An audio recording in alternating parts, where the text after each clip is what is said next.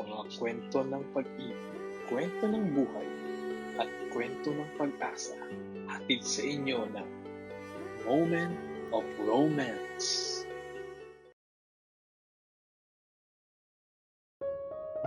Sa Dubai, parang bawat hinga ay may dalang ibang kwento. Halo-halong wika, pangarap, at init ng disyerto.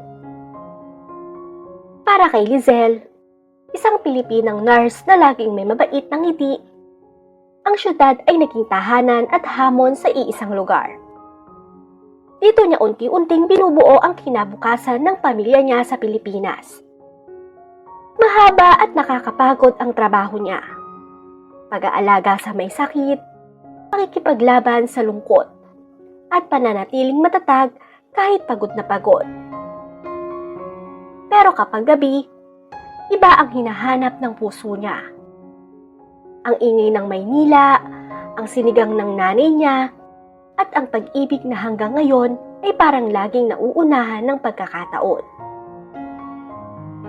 Sa Global Village, isang makulay na lugar na parang buong mundo ay nagtitipon-tipon, doon sila unang nagkakilala.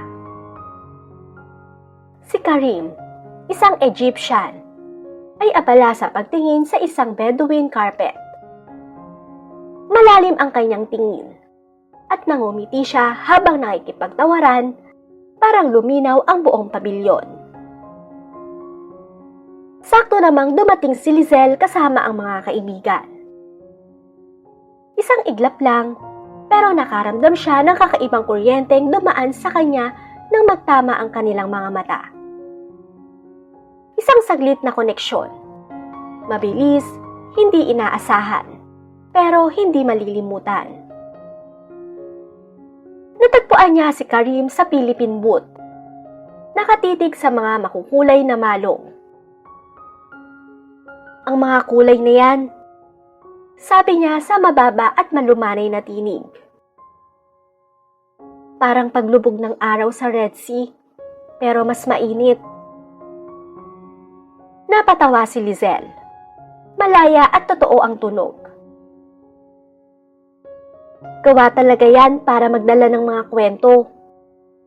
Sagot niya, itinuro ang tela. Gaya ng sunset. Doon nagsimula ang lahat. Ang mga araw ay naging linggo. Palihim silang nagkakape pagkatapos ng shift ni Lizelle at kumakain ng shawarma o pagkain sa maliliit na karinderya. Ipinakita ni Karim sa kanya ang mundo ng sinaunang Ehipto. Ang mga parowa, ang Nile, ang likas na ganda ng kanilang sining at pagsulat. Si Lizelle naman ang nagbukas ng pintuan sa kultura ng Pilipinas. Ang bayanihan, ang lungkot at tamis ng harana, at ang masayang gulo ng isang tunay na Pilipino piyesta. Unti-unti nilang nakilala ang isa't isa. Ang pamilya ni Lizelle at ang mga pangarap nila sa bawat padala niya, at ang pinagmulan ni Karim sa Luxor, kasama ng bigat ng tradisyon at mga inaasahang nakaatang sa kanya. Lumago ang pag-ibig nila sa pagitan ng dalawang kultura. Maganda pero maselan. Parang tulay na maingat nilang binuo. Sa bawat araw, mas nakikita ni Lizelle ang tatag at saya ni Karim. At si Karim naman, mas humahanga sa lakas ng loob at kabutihan ni Lizelle. Nag-uusap sila tungkol sa hinaharap. Isang tahanang sabay nilang bubuuin, at mga anak na magmamana ng ganda ng dalawang mundo. Pero kahit masaya, hindi nila maiwasang maramdaman ang bigat ng responsibilidad sa kanilang pamilya. Dumating ang unang pagsubok nang makatanggap si Karim ng tawag mula sa kanyang ina. Urgent, malinaw, kailangan niyang umuwi sa Egypt para pakasalan ang babaeng napili ng kanyang pamilya. Isang pinsan mula sa iginagalang na angkan. Biglang naging mabigat ang hangin sa maliit nilang apartment. Ang pamilya ko, inaasahan nila ako. Sabi ni Karim habang nakatingin sa mga tore ng Dubai. Para bang may gusto siyang takasan. Tradisyon ito, Lizelle. Ganito lagi. Parang may malamig na dumaloy sa katawan ni Lizelle. Paano naman tayo, Karim? Hindi ba tayo ang gumagawa ng sarili nating tradisyon? Matatag niyang tanong, kahit halos mabasag ang dibdib niya sa lakas ng kabog ng puso. Alam niya ang halaga ng pamilya. Alam niya ang bigat ng tungkulin. Pero alam rin niya ang pag-ibig. Nagpasya silang hindi basta susuko. Isasama siya ni Karim sa Luxor. Ipapakilala sa pamilya niya. Umaasang matatanggap nila si Lizelle kapag nakita nila kung gaano siya kabuti at kung gaano sila nagseseryosong dalawa. Napakaganda ng Luxor. Parang bawat sulok ay hininga ng kasaysayan. Ang amoy ng pampalasa, ang alikabok ng sinaunang lupa, at ang tuloy-tuloy na agos ng Nile na parang kwento ng 1000 taon. Ramdam ni Lizelle ang bigat ng lahat. Ang kagandahan at ang tradisyong mahirap lampasan. Magalang ang pamilya ni Karim, lalo na ang kanyang ina. Pero malamig ang pakikitungo. Tahimik ang mga tingin nila. Puno ng tanong na hindi masabi. Bakit siya? Bakit hindi isa sa amin? Hindi lang wika ang pagitan nila. Parang may malalim na agwat sa pag-unawa. Sinubukan ni Lizelle sa paunti-unting Arabic, sa taos-pusong mga ngiti. Pero nanatili ang isang pader na hindi niya maabot. At sa mga mata ni Karim, nakita niya ang sakit. Nahati sa pagitan ng babaeng mahal niya at ng pamilyang ayaw bumitaw sa tradisyon. Hindi nila ako naiintindihan, Habibi. Bulong ni Karim isang gabi habang nakatingala sila sa langit na puno ng mga bituing hindi pamilyar kay Lizelle. Nakikita nila ang isang dayuhan, hindi ang taong nakikita ko sa'yo. Anya ni Karim. At dumating ang pagkakataon niya.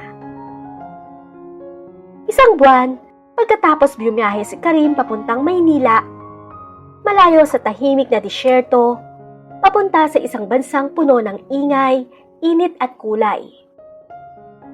Pagbaba pa lang niya, sinalubong siya ng halakhakan. Amoy ng inihaw at mga bulaklak na parang naging sariwa.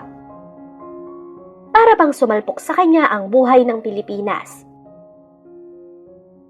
Mainit na tinanggap ng pamilya ni Lizelle si Karim. Maraming pagkain, maraming tanong, at maraming ngiti.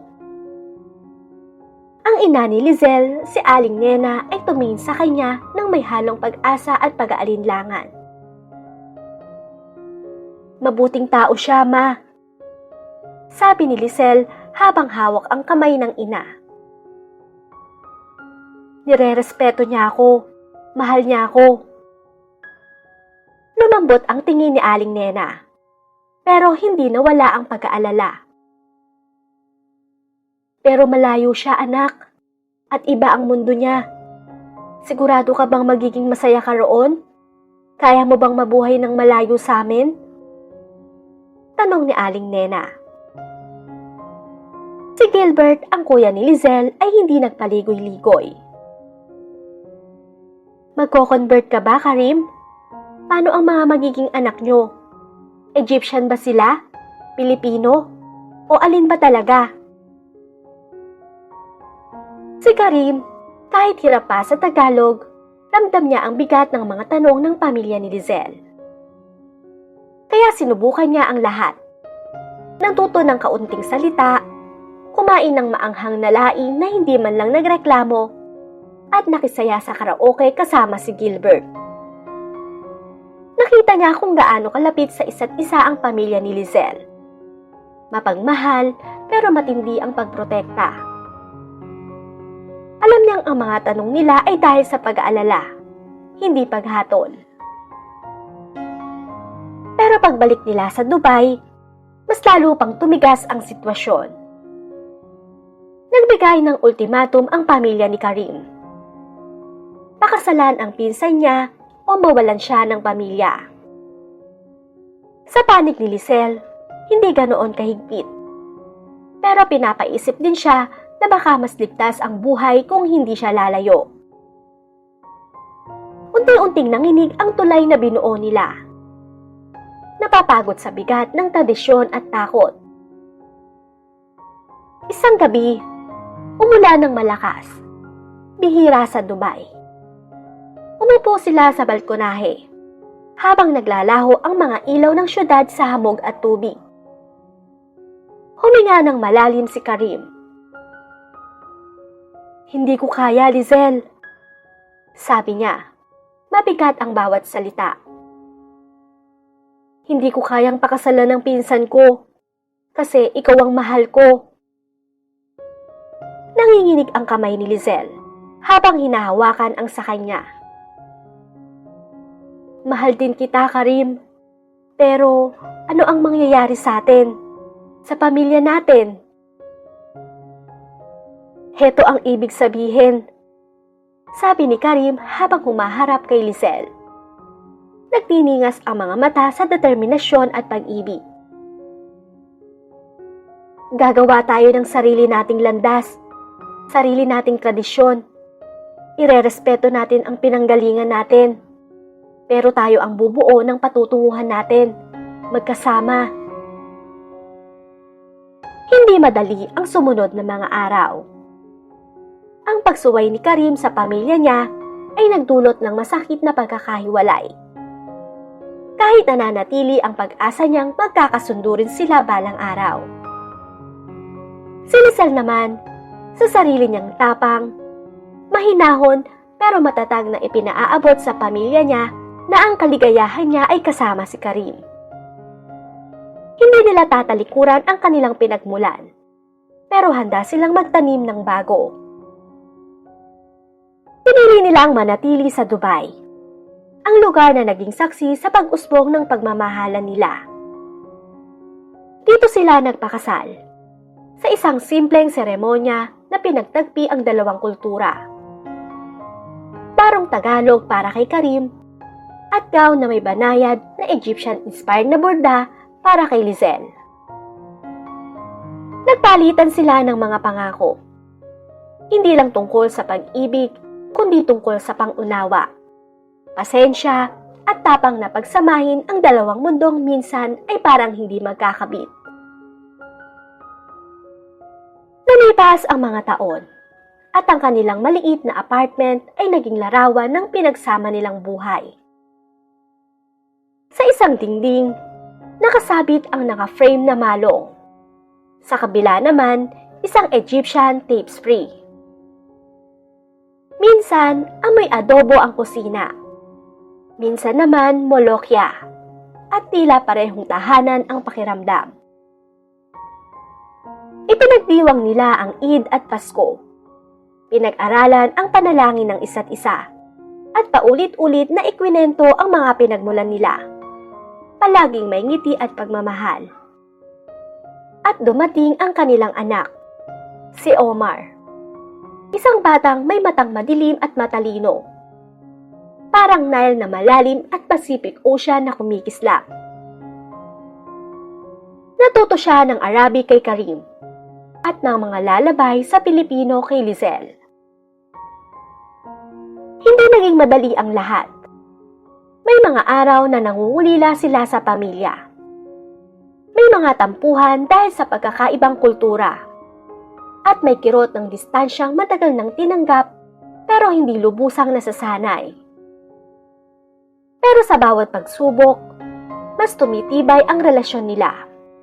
Nagiging isang mosaic na mas maganda dahil sa pinaghalong piraso. Sa paglipas ng panahon, unti-unting lumuwag ang puso ng pamilya ni Karim. Nagsimula nilang makita si Lizelle hindi bilang dayuhan, kundi bilang babaeng tunay na nagmamahal at nagpapasaya sa kanilang anak. lalo na nang dumating si Omar. Ang pamilya ni Lizelle, nang makita ang kaligayahan ng kanilang anak at ang maganda nilang pamilya, ay nagbigay ng buong suporta at taos-pusong pagpapala. Ang kwento nila ay naging tahimik na alamat sa mga kaibigan nila. Patunay na kayang lampasan ng pag-ibig ang hangganan, kultura at kahit ang inaasahan ng buong mundo. Hindi ito kwento ng pagtanggal ng pagkakaiba, kundi ng pagyakap dito ng dalawa na gumagawa ng bagong tapiseryang puno ng pangarap at matagal na pagmamahalan. Ipinakita ni Lizelle at Karim na ang tunay na pag-ibig ay hindi paghahanap ng taong kapareho mo, kundi ng taong sa kapila ng lahat ng pagkakaiba ay nagpaparamdam sa'yo na para kang umuuwi.